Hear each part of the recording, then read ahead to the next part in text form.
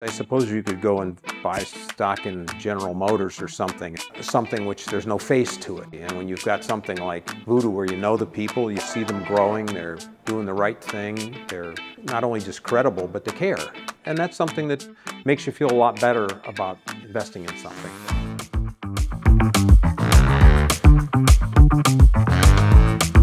I say it all the time, craft beer without community is just beer. Voodoo has a long history in Meadville. The people of Meadville are so proud of everybody that works for Voodoo because they are so great with the community.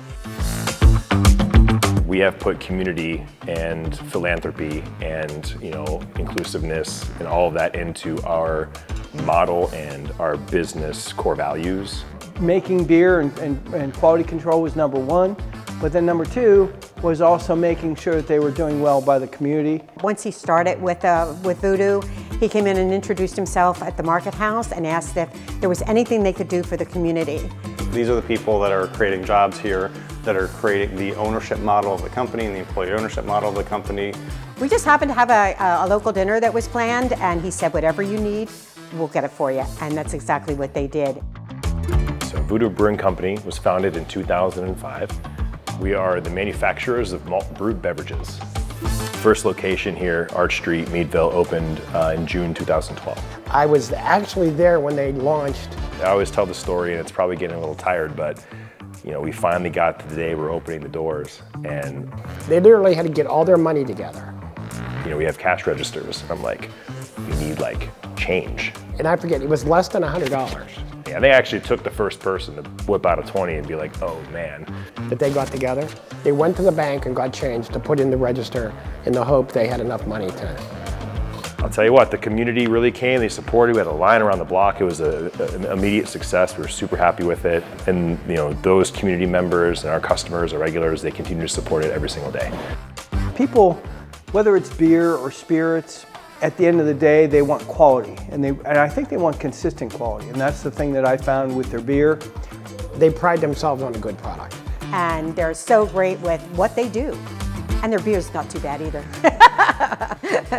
Between 2012 and 2014, we bought a building, blighted building, municipal building, down in Homestead, Pittsburgh, and turned it into our second location. 2 years later, we opened our third location in Erie, and then in 2017, we bought and built the compound because now we needed much more production than with this facility here. The compound is where the beer is actually brewed.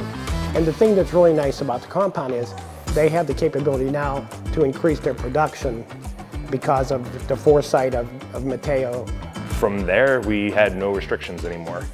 So he can make a lot of products that are specialty products.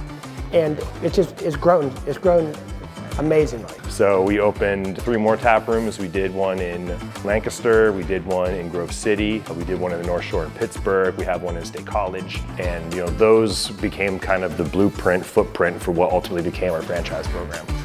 It's been exciting to watch them morph. They've taken what they were, which was great high energy people, and they took that to the next step and said, we're going to keep moving just a little ahead of the curve. So the primary reason to do the honeycomb raise was to try to inject some working capital into the business as we need to support franchise growth. The first thing I said to my husband when I saw that we had the opportunity to invest was this exactly. They invested in me, and now I want to invest in them. We know exactly how many barrels of beer we need to produce for every franchise that we have sold. And we're very close to 100 as of today. And for me, it was really not much of a decision. It was just a question of really how much we could afford to invest.